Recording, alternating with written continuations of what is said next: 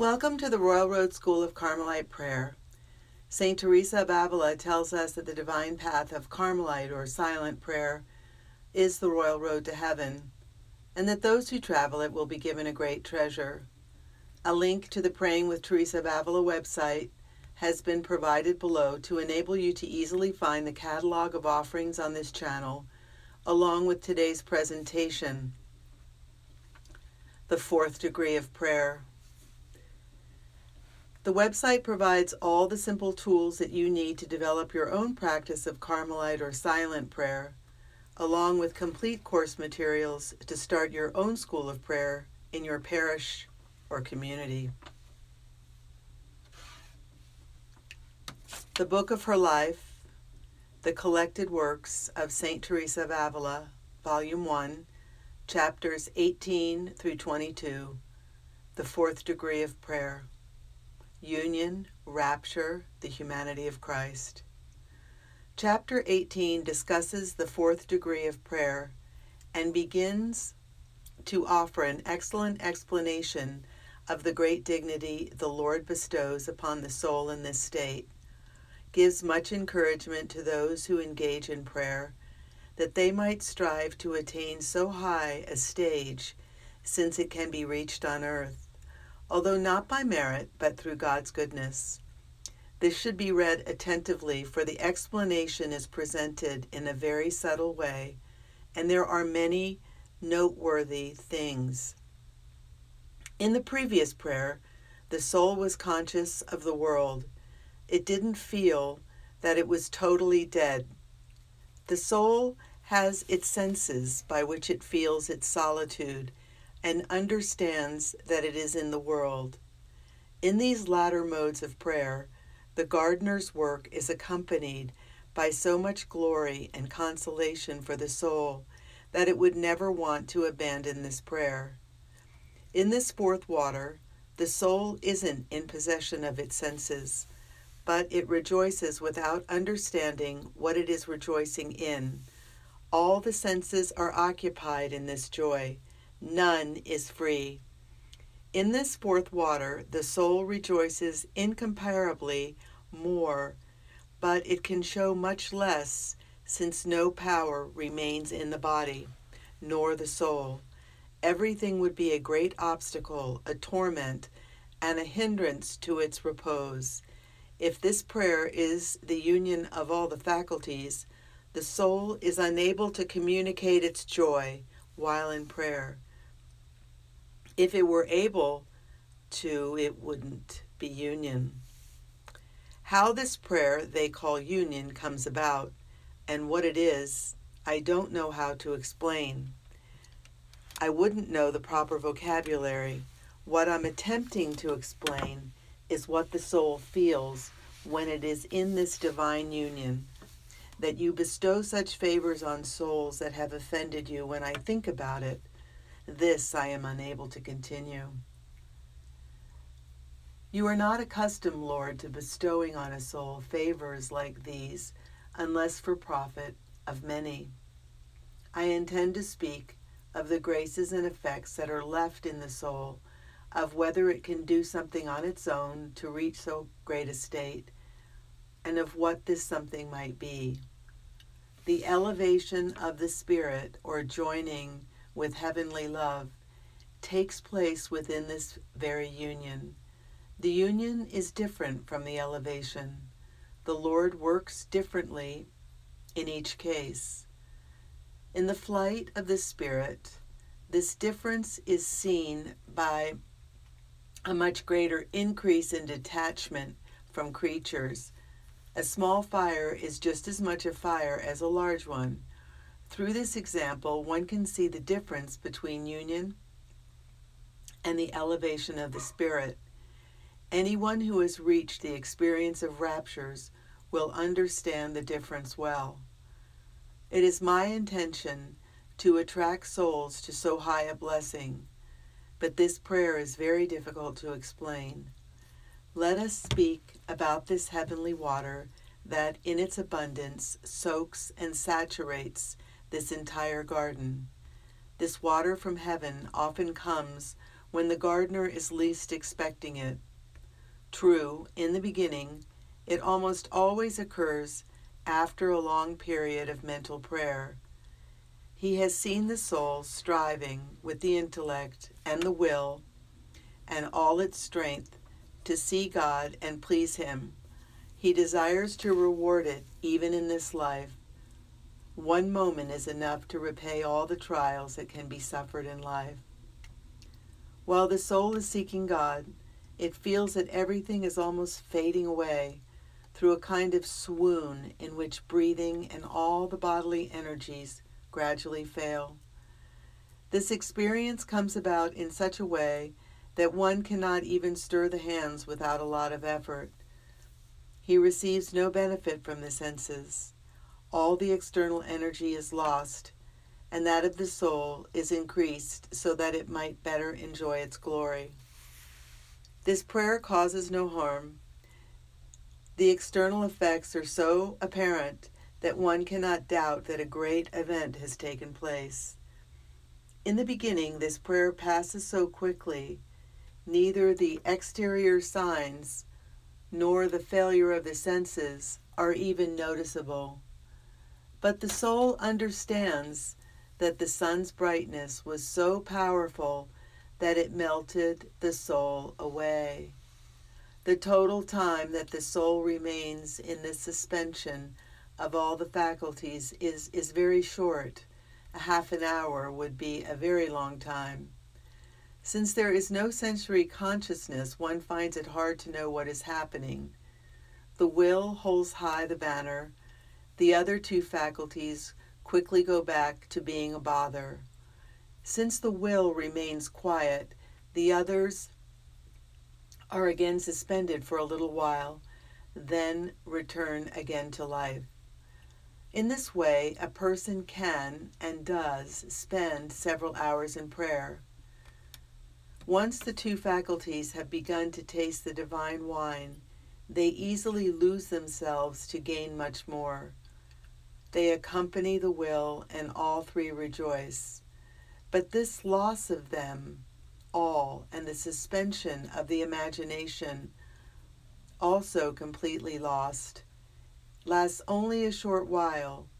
Yet these faculties don't return to themselves so completely and capable of remaining for several hours as though bewildered, while God gradually gathers them to Himself. Let us come to what the soul experiences interiorly. After communion, I wanted to write about what the soul did during this time. The Lord spoke these words to me. The soul detaches itself from everything to abide in me more. It's no longer the soul that lives, but I. Since it cannot comprehend what it understands, there is an understanding by not understanding. What happens is so obscure, I can only say that the soul appears to be joined to God, and there remains such certitude about this union that the soul cannot help believing in the truth of it. In this prayer, all the faculties fail, and they are so suspended that one thinks they are working. This bothersome little moth, the memory, gets its wings burnt here. It can no longer move. The will is fully occupied in loving. The intellect, if it understands, doesn't understand how it understands. At least it can't comprehend anything of what it understands. In the beginning, I didn't know that God was in all things, and I was so troubled. But a very learned man from the order of St. Dominic told me that God was present and how He communicates Himself to us. It should be noted that this heavenly water leaves great fruits in the soul. Chapter 19 continues on the same subject. begins to explain the effects this degree of prayer produces in the soul, strongly urges souls not to turn back, even if they fall again after receiving this favor, and not to give up prayer, speaks of the harm that results from abandoning prayer. This chapter is very important and most consoling for the weak and for sinners. This prayer and union leave the greatest tenderness in the soul in such a way that it would want to be consumed not from pain, but from the joyous tears. It finds itself bathed in them without having felt them. The driving force of that fire is quenched by a water that makes the fire increase. Sometimes I was so taken out of myself that I didn't know if I was dreaming. The soul becomes so courageous that if it were cut in pieces for God, it would be greatly consoled. Such prayer is the beginning of contempt for the world because of a clear perception of the world's vanity. The soul is much improved than in the previous degree of prayer. Its humility is deeper. It sees plainly that it played no part in obtaining the gift. The soul sees its own misery. It remains alone with Him. What has it to do but love Him? Afterward, with striking truth, its past life and the great mercy of God are shown to it. It perceives that it merits hell and yet is chastised with glory. It consumes itself in the praises of God. May you be blessed, my Lord, O joy of the angels, for having desired to raise up a worm so vile. This progress in virtue remains for some time in the soul. The fruits are not its own, and can begin to distribute them since it has no need of them. It starts to show signs of a soul that guards heavenly treasures and has the desire to share them. It begins to be of benefit to its neighbors. The fragrance of the flowers attracts others. The soul understands that it has virtues, and its neighbors see the desirable fruit. If the soil is well cultivated by trials and persecutions, criticisms and illness, and softened by living in great detachment from self-interest, the water soaks it, and it is almost never dry. But if the gardener becomes careless, and the Lord, out of His goodness, does not desire to let the rains come again, the garden can be considered as lost. Weak souls, though, should never despair or fail to trust in the greatness of God. Even though they may fall, for tears gain all things. One water draws down the other. That one ought not to grow discouraged is one of the reasons that encouraged me. No one who has begun to practice prayer should become discouraged. I believe matters become worse if one abandons prayer and doesn't amend his evil ways. But if he doesn't abandon it, he may believe that prayer will bring him to the harbor of light. I spent so long thinking it was a lack of humility to practice prayer, and so I abandoned it for 1.5 years. In doing this, I put myself right in hell. The devil knows that he has lost the soul that practices prayer perseveringly, and all the falls he helps it to take, assisted afterward to make a great leap forward in the Lord's service. Oh my Jesus, what a sight it is when you, through your mercy, return to offer your hand and raise up a soul that has fallen in sin after having reached this stage. Here it doesn't dare raise its eyes. Here it becomes a devotee of the Queen of Heaven, so that she might appease you. Here, in approaching the sacraments, it praises you. because you left such a medicine and ointment for our wounds, and because this medicine not only covers these wounds, but takes them away completely. You do not grant very holy persons the favors you grant me. You keep the reward so as to give it to them altogether, and that I need this reward because of my weakness. You kept me out of your goodness from offending you, and you began, Lord, to open your treasures to your handmaid, when the will and readiness was in me to receive them. Once the others knew about the treasures, the criticism and the persecutions began. They said I was trying to make myself out to be a saint and capable of causing a great deal of harm. They revealed truths to me because you permitted this, Lord. Once in the midst of such persecutions, I began to think that there are many that are very good servants of yours, and yet do not receive these gifts and favors you grant me.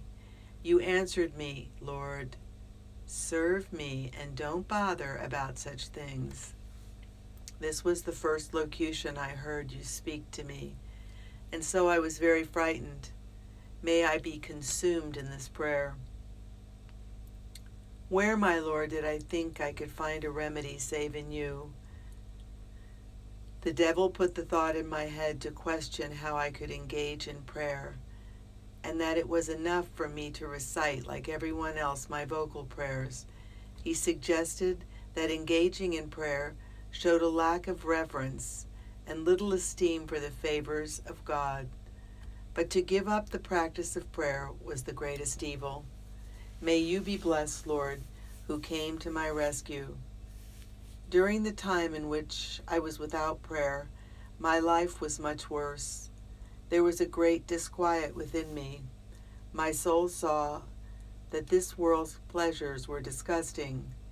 I never thought I would cease being determined to return to prayer, but I was waiting to be very purified of sin. Oh, how wrong was the direction in which I was going with this hope. A Dominican friar woke me from this sleep. I advanced on the way, very gradually, by falling and rising. I don't think losing the way means anything else than giving up prayer. May God free us because of who He is. My experience explains that even though a soul may reach the stage in which God grants it such wonderful favors in prayer, it should not trust in itself. It can fall. Nor should it place itself in the occasions of falling. The devil deceives persons who are not advanced in the virtues, or mortified or detached. They are not strong enough.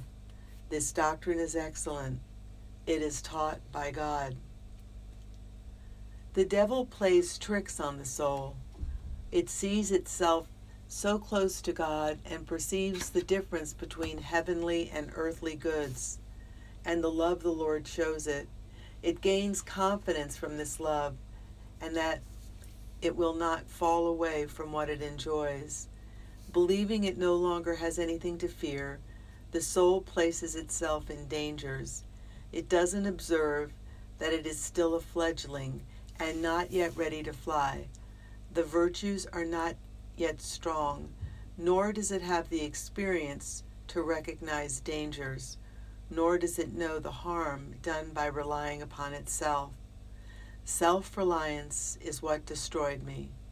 For this reason, there is need of a master for discussions with spiritual persons. I truly believe that God will not fail to favor the soul that reaches this state, nor will He allow it to be lost unless it completely abandons Him. When it falls, it should be extremely careful not to be tricked into giving up prayer as I was, through false humility. It should trust in the goodness of God. He doesn't remember our ingratitude, nor does He remember the favors He bestowed on us as punishment. On the contrary, all of this helps us to receive pardon more quickly. He never tires of giving, nor can He exhaust His mercies. Let us not tire of receiving. Chapter 20 discusses the difference between union and rapture, explains the nature of rapture, and tells something about the good possessed by the soul that the Lord in His kindness brings to this prayer of rapture, tells of its effects. There is so much to marvel over. The difference between union and rapture, or elevation, or flight of the spirit, or transport, which are all the same. It is also called ecstasy. The advantage rapture has over union is great. The rapture produces much stronger effects and causes many other phenomenon. Union seems the same at the beginning, in the middle, and the end, and it takes place in the interior of the soul. But since these other phenomenon are of higher degree, they produce their effects more interiorly, both interiorly and exteriorly. Let us consider the last water. The Lord gathers up the soul, raises it completely out of itself, ascends to heaven, and brings the soul along, and begins to show it the things of the kingdom that He prepared for it. In these raptures, the soul is not animating the body. The body gradually grows cold. There is no remedy or ability to resist. In the union, since we are upon the earth, one can almost always resist. In these raptures, most often, there is no remedy. There frequently comes a force so swift and powerful that one sees and feels this could or be a mighty eagle, raising it up and carrying it aloft on its wings. One sees oneself carried away and does not know where. This experience is delightful, but causes fear in the beginning. The soul must be courageous to risk all and abandon itself into God's hands. So forceful is this enrapturing that many times I wanted to resist, especially when it happened in public. I was afraid of being deceived. It carried off my soul and usually my head, and sometimes the whole body until it was raised from the ground. I begged the Lord not to give me any more favors that would involve an outward show. I was tired of being considered important. When we resist out of humility, the very same effects are left in the soul as if we had given consent. The effects are remarkable. First, there is a manifestation of the tremendous power of the Lord and of how we are incapable, when His Majesty desires, of holding back the body any more than the soul. We see that there is one who is superior. Deep humility is impressed upon the soul. At first, the fear is extreme when one sees one's body so elevated from the ground, because one's feelings are not lost. At least I was conscious. There is revealed a majesty of one who can do this that makes one's hair stand on edge, along with a fear of offending Him. Yet this fear is accompanied by a very great love for Him. This experience also leaves a rare detachment. The spirit is now completely detached from things. A new estrangement from earthly things is brought about. It makes life more arduous. Afterwards, there is a deep pain. Note that these experiences occur much later than the visions and revelations. The time I used to spend in prayer is now usually spent in this painful prayer, more or less intense. When intense, the pain experienced in the impulses is felt in the body and soul. A desire often comes unexpectedly that penetrates the whole soul at once. The soul begins to grow so weary that it ascends far above itself and all creatures. God places it in a desert, so distant from all things. It desires only to die in that solitude, and when it seems to me that God is far away, he at times communicates, not to console, but to show the reason the soul has for becoming weary in the absence of a blessing that in itself contains all blessings. It consoled me to know that other persons had experienced so extreme a solitude. It seems to me that the soul is not in itself but on the rooftop of itself and of all created things, because it seems to me to be even above the very superior part of the soul. At other times, it seems the soul goes about compelled to ask itself, "Where is your God?" It seems that the soul is crucified, since no consolation comes to it from heaven, nor is it in heaven. Neither does it desire any from earth, nor is it on earth.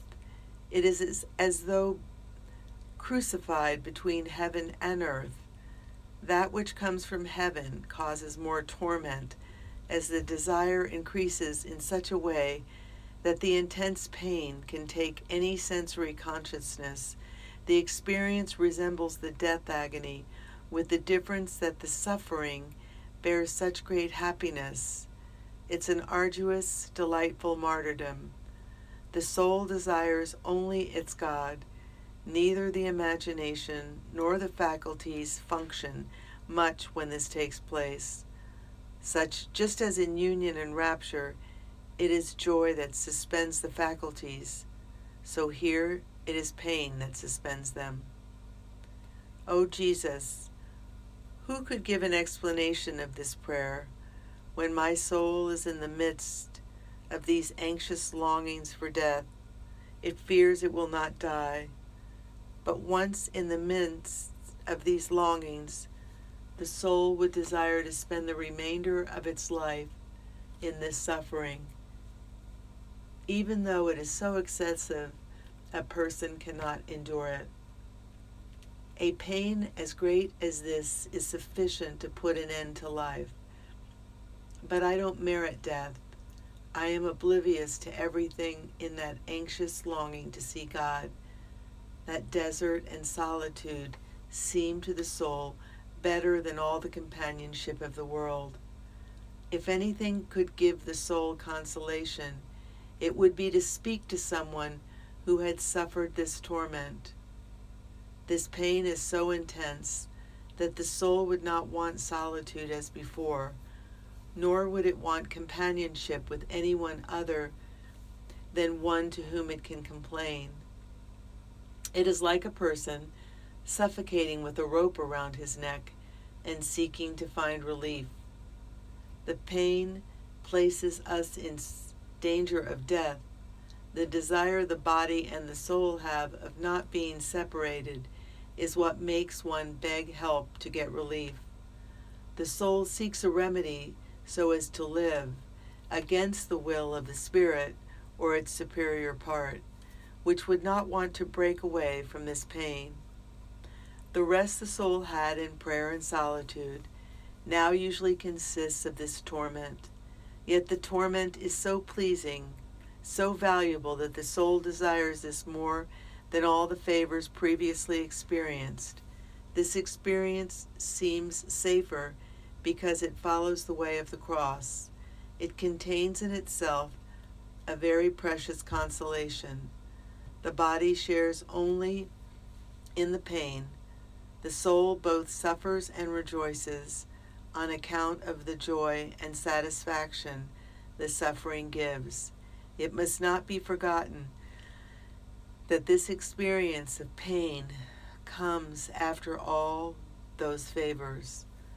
The Lord told me not to fear and to esteem this gift more than all the others he had granted me.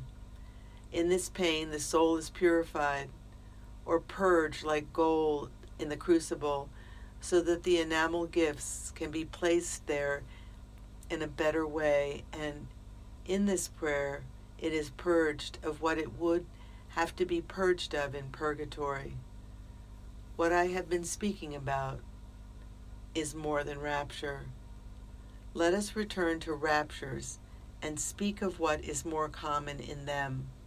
The body is left so light that all its weight is gone. When the body is in rapture, it is as though dead. It remains in the position it was in when seized by the rapture. Once in a while the senses fail, and sometimes completely, but rarely and only for a short time. Even though it cannot do anything, the soul doesn't fail to understand and hear as though it were listening to something coming from far off. I don't say that it hears and understands at the height of the rapture, as the faculties are lost because of their union with God. For then it neither sees nor hears nor feels.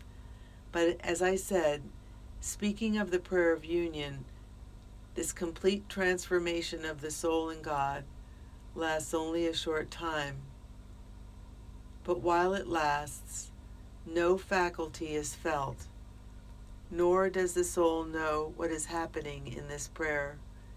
How is it that the rapture sometimes lasts so many hours and occurs so often?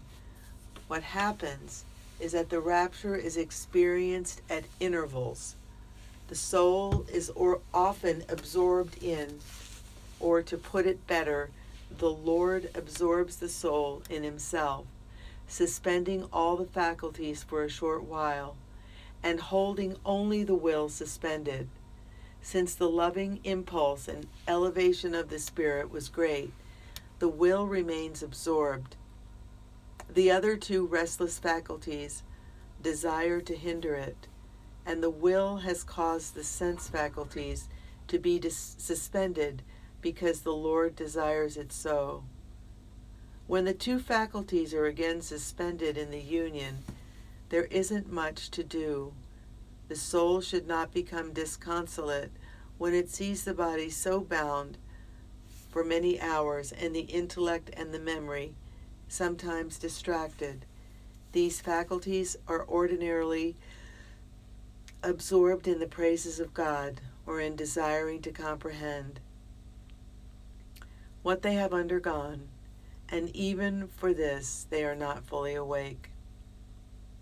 I'm explaining this at great length because there are people to whom the Lord grants these favors. It may perhaps seem to their guides that these persons are as though dead during the rapture. Frequently the body is made healthy and stronger, for it was really sick and full of great sufferings. Something wonderful is given in that prayer. The body is now obedient to what the soul desires. After the soul returns to itself, if the rapture has been intense, it goes about for a day or two or even 3 with the faculties absorbed, or as though stupefied. It seems to be outside of itself.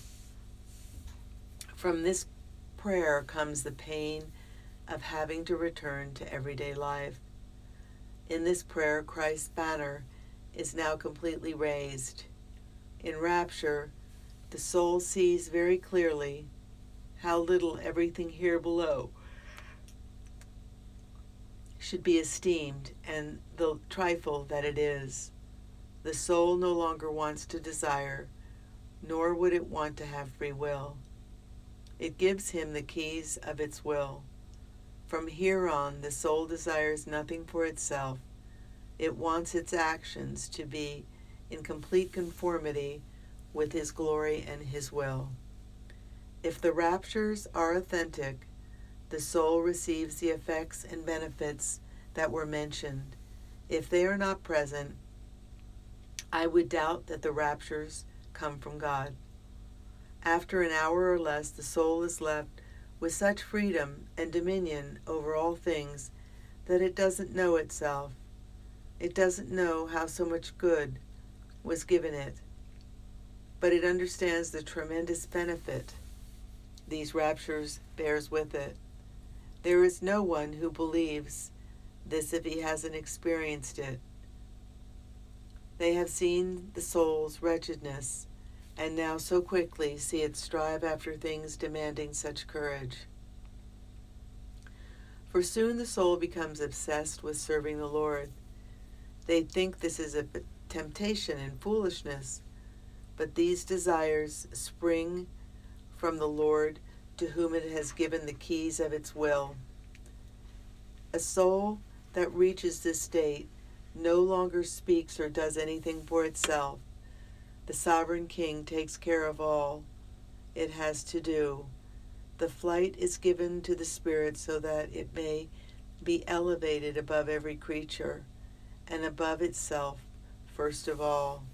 The flight is an easy one, a delightful one, a flight without noise. How great is the dominion of the soul! It beholds everything without being ensnared. How ashamed it feels of the time when it was ensnared. What pity it feels for those who are still in this blindness. It would want to cry out, to make known how deceived they are. Sometimes it does so, and 1,000 persecutions rain down upon its head. They consider this person lacking in humility. They can condemn this soul, who at times can't help but disillusion those whom it desires to see freed from the prison of this life, since the life it formerly lived was nothing else than a prisoner's life. The soul deplores when it was concerned about reputation. This belief about honor is the greatest lie. It understands the authentic honor stands with truth, since everything comes to an end, is nothing, and is not pleasing to God. The soul laughs to itself when it esteemed money. If with money I could have bought the good I now see in myself, I would have esteemed it highly. This good is one giving up everything. What friendship there would be among all if there were no self-interest about honor and money. I think this absence of self-interest would solve all problems. The soul sees such great blindness in pleasures. In this prayer, it sees not only serious faults and cobwebs in its soul, but any speck of dust, because the sun is very bright. The soul is like a glass of water. The water looks very clear if the sun doesn't shine on it, but when the sun shines on it, it seems to be full of dust particles. Before being in this ecstasy, the soul thinks it is careful about not offending God. But once brought into prayer, it sees so many dust particles that it would want to close its eyes again. It is not yet so much a child of this powerful eagle that it can gaze steadily at the sun. But for the little time it holds its eyes open, it sees it is filled with mud. It recalls the psalm that says, "Who will be just in your presence?" When the soul beholds this divine sun, the brightness dazzles it. When it looks at itself, the mud covers its eyes. Blind is this little dove. In this stage, true humility is gained, so that the soul doesn't care at all about saying good things of itself, nor that others say them. The Lord, not the soul, distributes the fruit of the garden, and so nothing sticks to its hands. All the good it possesses is directed to God. If it says something about itself, it does so for God's glory. It owns nothing in the garden. It sees with its own eyes that the Lord makes it close its eyes to all the things of the world, so that it may keep them open for the understanding of truths. chapter 21, continues and concludes the discussion of this last degree of prayer, tells about what the soul that experiences this prayer feels upon returning to life in the world, and about the light the Lord gives it concerning the world's illusions. It contains good doctrine. There is no need for the consent of the soul. It has already given itself to God and cannot deceive him. But all the earthly life is filled with deception and duplicity. When you think you have won a friend according to what is shown to you, you afterward come to understand that it was a lie. It is impossible to live in the midst of such intrigue. Blessed is the soul that the Lord brings to the understanding of truth. How much more worthwhile it would be for them to strive for this stage of prayer rather than for great dominion. In this stage, one does not fear to lose one's life or honor for the love of God. When the soul tastes only one drop of the water of God's kingdom, it makes everything here below seem repulsive. How much more if the soul is immersed in this water? When I can do no more, I turn to you, my Lord, to beg of you a remedy for all. I frequently desire to be without life. There is no one now living, sees with his own eyes the great delusion in which we walk and the blindness we suffer. Once the soul has reached this stage, it now possesses desires and the strength to put these desires into practice. There is nothing it wouldn't venture to do. It sees clearly that everything other than pleasing God is nothing. Here is my life. Here is my honor and my will. I have given all to you. I am yours. Make use of me according to your will. I see the little I am capable of, but I can do all things, providing you do not leave me. How painful it is for a soul who finds itself in this stage to have to return to dealing with everything, to see the farce of this so poorly harmonized life, to waste time taking care of bodily needs, sleeping and eating. Everything wearies it. It doesn't know how to flee. It sees itself captured and in chains. It feels the captivity we endure because of our bodies. The soul begs God for freedom. The impulse is often so great. The soul wants to leave the body and go in search of this freedom. It doesn't find many to beg for this freedom with it. What is more common is the desire to live. If our satisfaction were not derived from any earthly thing, how the pain of living without him and the desire to enjoy the true life would temper the fear of death. I wonder what the feelings of the saints must have been, in whom this fire of the love of God had grown so intense. It must have been a continual martyrdom. Those in whose company I find rest are the person who have themselves these desires. I mean, accompanied by works. This soul recognizes those who have confirmed their words with works, and the great amount of good that they do. Raptures from God's Spirit cause effects that are proven with deeds. The raptures make perfection grow. The more that love and humility grow, the greater the fragrance these flowers of virtues give off, both for myself and for others. In one of these raptures, the Lord can work in the soul in such a way that only a little labor is still required to reach perfection. It is hard to believe what the Lord gives the soul in this stage. No effort of ours brings us to this perfection. The Lord draws the soul up from the earth and gives it dominion over every earthly thing. His Majesty doesn't always give raptures because souls have merited them through good cultivation of the garden. It is very certain that anyone who takes good care of the garden and strives to be detached will not fail to be favored, but sometimes it is his will to show his greatness on very wretched soil. He so prepares the soul for every good, that it seems it is no longer capable of turning back to its former life of offending God.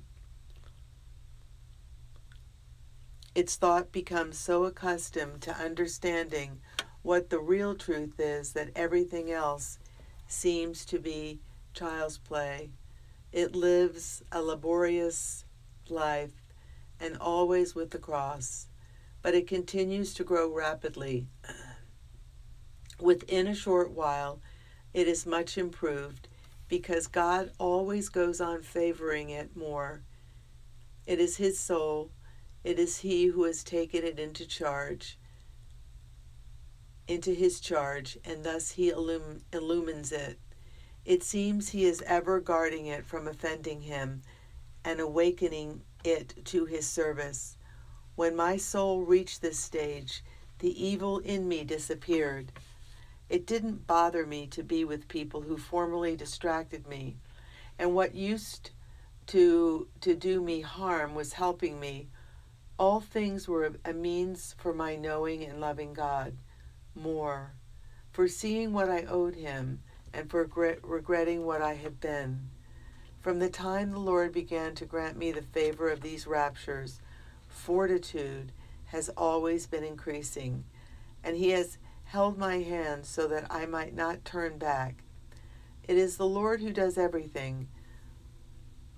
Soul upon whom the Lord bestows these favors, and who receives them with humility and fear, could be placed in the company of any kind of people, even the distracted and the corrupt, and the soul will not be disturbed or enticed. The experience will help it to greater progress. These are now strong souls. The Lord chooses to benefit others, little by little. As the soul approaches the Lord in this stage, he communicates to it very deep secrets. Here, in this ecstasy, are received true revelations and great favors and visions. All serve to humiliate and strengthen the soul, to lessen its esteem for the things of this life, and to make it know more clearly the grandeurs of the reward the Lord has prepared for those who serve him. Abandon completely everything for God. If his majesty repays so fully in this life those who serve him, what will this reward be in the next life? Chapter 22 treats of how safe a path it is for contemplatives not to raise the spirit to high things unless the Lord raises it, and of how the humanity of Christ must be the means to the most sublime contemplation. Tells about a mistaken theory she once tried to follow. This chapter is very beneficial.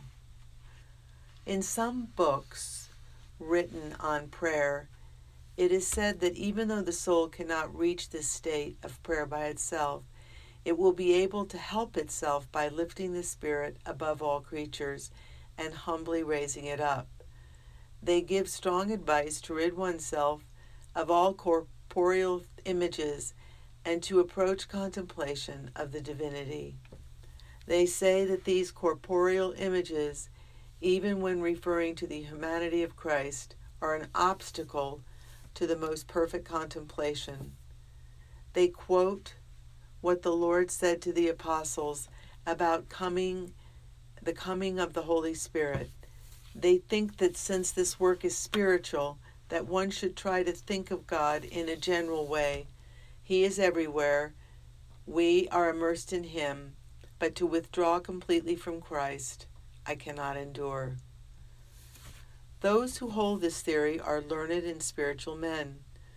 God leads souls by many paths. I want to speak of the way he led my soul. Some reach this experience of union without passing beyond to raptures and visions. If I had kept to that practice, I believe I would never have arrived at where I am now because my practice was a mistaken one. I had no master, and I was reading books, but there was nothing.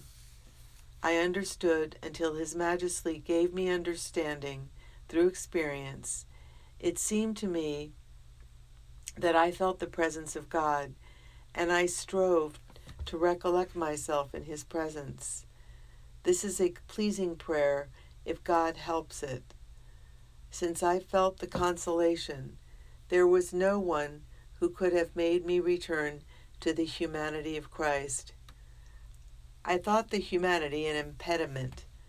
At no time now do I recall this opinion I had without feeling pain. Devoted to Christ my whole life, I held this opinion just before the Lord granted me raptures and visions, but I didn't remain so long in this extreme practice. I always returned to my custom of rejoicing in the Lord, especially after communion. I always wanted to keep before my eyes an image of Him, as I was unable to keep Him engraved in my soul as I desired. It is possible, my Lord, that it entered my mind that you would be an impediment to my greater good. To remedy the situation, you sent me someone who would draw me away from this, and you let me see you so many times so that I would understand how great an error it is.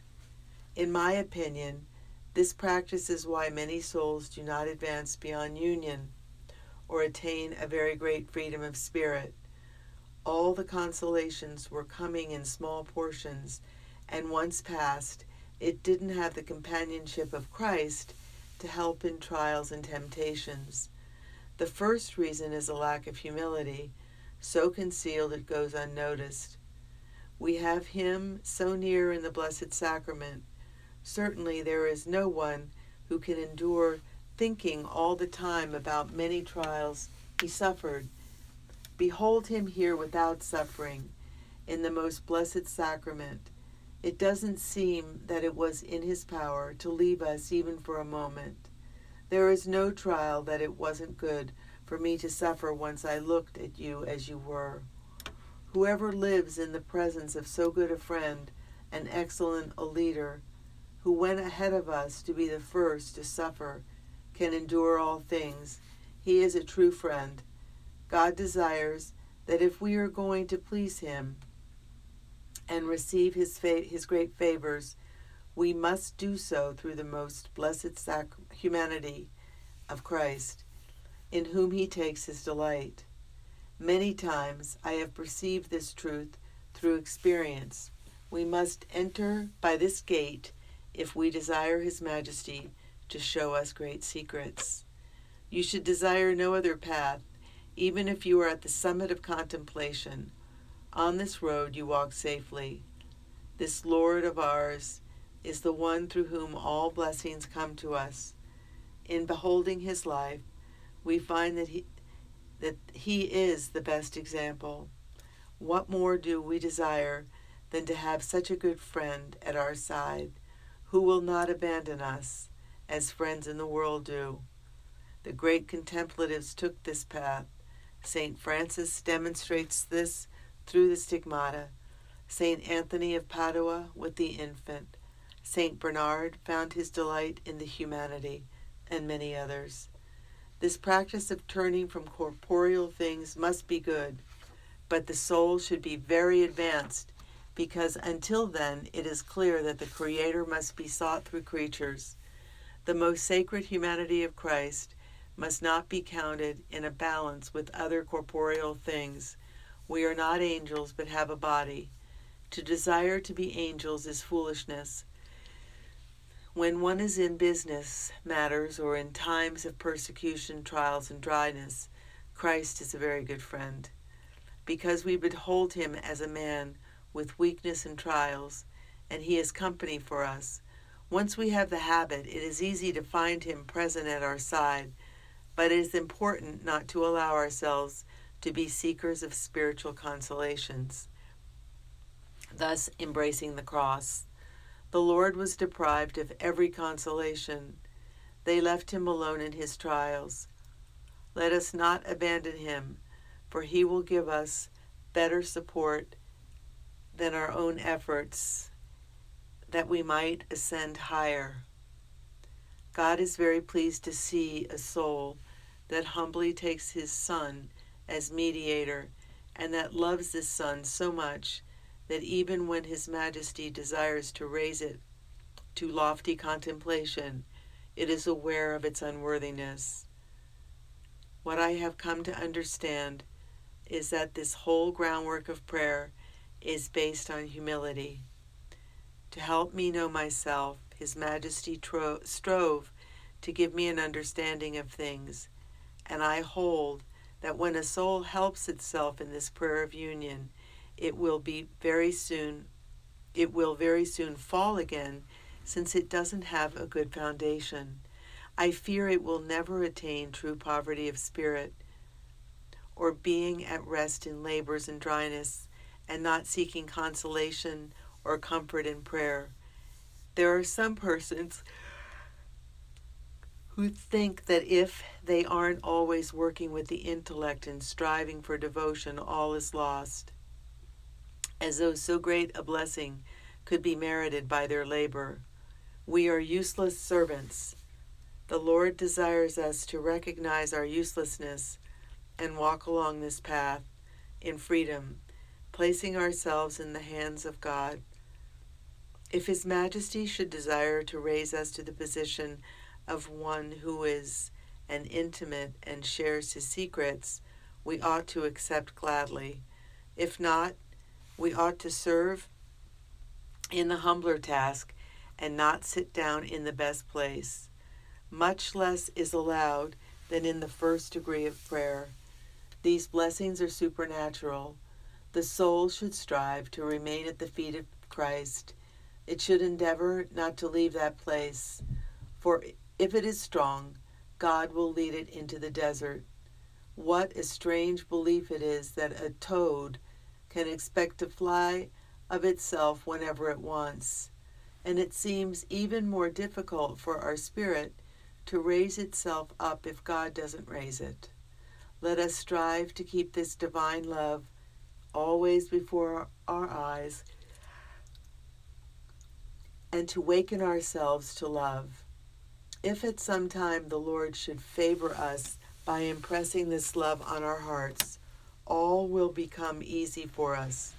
When the Lord begins to grant favors to a soul, such as placing it in perfect contemplation, why does it seem that the more favors it receives, the more detached it becomes? It seems to me the reason is that the soul doesn't dispose itself completely until the Lord gives it the determination and strength to trample everything underfoot. In the end, everything depends on what His Majesty desires and to whom He desires to give this food. It is very important to have the determination to become completely detached. It seems to me that His Majesty is testing to see who it is who loves Him. He loves whoever loves Him.